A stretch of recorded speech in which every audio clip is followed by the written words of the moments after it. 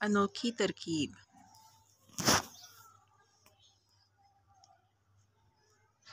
पुराने वक्तों की बात है कि किसी मुल्क पर एक बादशाह हुकूमत करता था। रियाया की खुशकिस्मती के बादशाह इंसाफ पसंद था। वो अपनी रियाया का बहुत ख्याल रखता था, ख्वाह मख्वाह की जंगो जदल से परहेज़ करता था। शहजादे भी अपनी रियाया पर बड़े मेहरबान थे। एक दिन मलका का हार गुम हो गया जिस पर हीरे जवाहरात जड़े हुए थे। वो मलका की शादी का यादगार हार था। बादशाह, मलका और दरोगा ने बड़ी कोशिश की कि हार मिल जाए, मगर जिसे मिला था उसने वापस न किया। बादशाह तशद्दुद के खिलाफ था, बस उसने ऐलान करा दिया कि जो मलका के हार का पता बताएगा उसे बाहरी इनाम दिया जाएगा, मगर फिर भी हार ना मिला। वजीर ने मशवरा दिया कि बादशाह सलामत रियाया में मनादी करवा दी जाए कि कोई इस हार को ढूंढने की तरकीब बताए तो उसे 1000 दिनार इनाम में दिया जाएगा।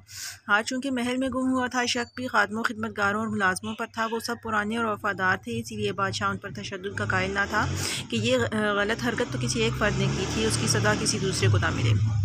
बादशाह ने मुल्क में मनादी करवा दी कि कोई तरकीब बताए जिससे हार मिल जाए तो उसे बड़ा इनाम दिया जाएगा। बहुत से लोग तजावीज़ लेकर आए, कोशिशें भी की गईं, मगर हार न मिला।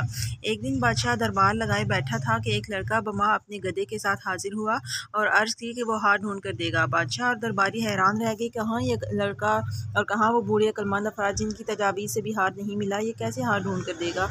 बादशाह ने पूछा कि वो कैसे हार ढूंढ कर देगा। लड़के ने, जिसका नाम अबू ज़र था, कहा कि मेरे इस गधे को आम गधा न समझें, ये बहुत हसास गधा है।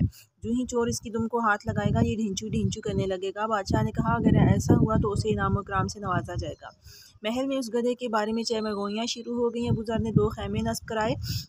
एक खैमे में गधा बांध दिया गया और दूसरे खैमे में वो खुद बादशाह के साथ बैठ गया। सब मुलाजमीन, खादमों और नौकरों को यके बाद दीगरे खैमे में फर्दन फर्दन गधे की दुम को हाथ लगाने का हुक्म दिया गया। मुलाजिम खादिम पहले खैमे में जाते, फिर दूसरे खैमे में जाते, जहाँ अबू ज़र उनके हाथ पर बोसा देता और वो खैमे से निकल जाते। एक मुलाजिम आया, जो ही अबू ज़र ने उसके हाथ पर बोसा देना चाहा तो उसने उसका हाथ पकड़ लिया और बादशाह से कहा, ये है आपका चोर। बादशाह ने उसकी तरफ देखा तो वो बादशाह के कदमों में गिर पड़ा। बादशाह सलामत, मुझे माफ़ फरमा दें, हार मेरे पास है, मैं लालच में आ गया था, मुझे माफ़ कर दें, अभी ला कर देता हूँ।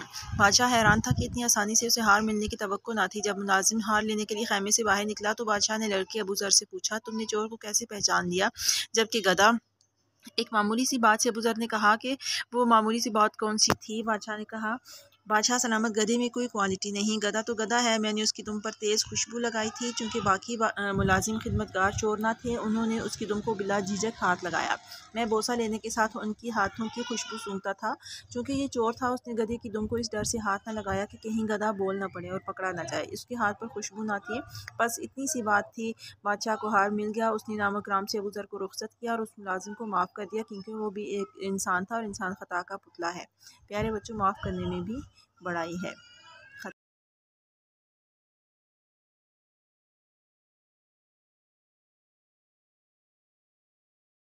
सितारों की कहानी।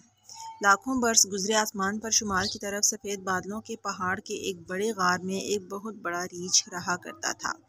ये रीछ दिन भर पड़ा सोता रहता और शाम को आसमान पर अटखेलियाँ शुरू कर देता और किसी नन्हे से सितारे को गेंद की तरह लुढ़का देता और वो सितारा कलाबाजियाँ खाता दुनिया में जा गिरता या उन्हें अपनी असल जगह से हटा देता और वो बेचारे इधर उधर भटकते फिरते।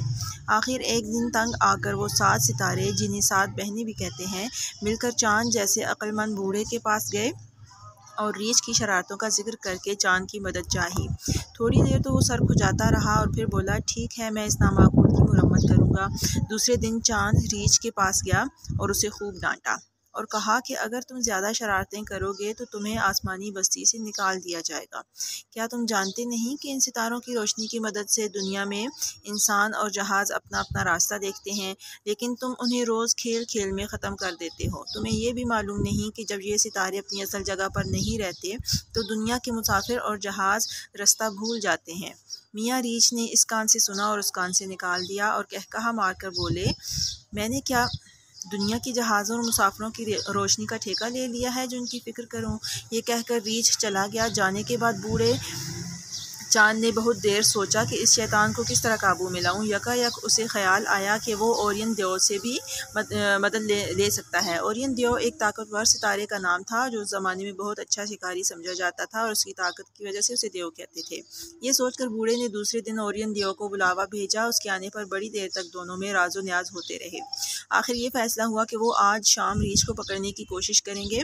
चुनांचे रात गए। ओरियन देव ने शेर की खाल पहनी और रीछ के गार की तरफ चला। जब रीछ ने एक बहुत बड़े शेर को अपनी तरफ आते देखा तो उसके औसान ख़ता हो गए और वो नन्हे मुन्ने सितारों से बनी हुई इस सड़क पर जो परियों के मुल्क को जाती थी और जिसे हम कहकशां कहते हैं, बेतहाशा भागा। आखिर बड़ी दौड़ धूप के बाद ताकतवर शिकारी ने मियाँ रीछ को आ लिया और इनको पकड़कर आसमान पर एक जगह कैद कर दिया जहाँ वो अब तक बंधे खड़े हैं। अगर तुम रात को कुतुब सितारे की तरफ देखो तो तुम्हें उसके पास ही रीछ बंधा नजर आएगा, जिसको इन 7 बहनों में से 4 पकड़े खड़ी हैं, बाकी 3 बहनों ने उसकी दुम पकड़ रखी है। आखिर तुम आसमान पर नजर दौड़ाओ तो तुम्हें ओरियन देव भी तीरों कमान लिए रीछ की तरफ निशाना लगाए खड़ा नजर आएगा। ख़त्म शुरू। इस तरह की मज़ीद दिलचस्प कहानियाँ सुनने के लिए हमारे चैनल को सब्सक्राइब करें और लाइक करें। शुक्रिया।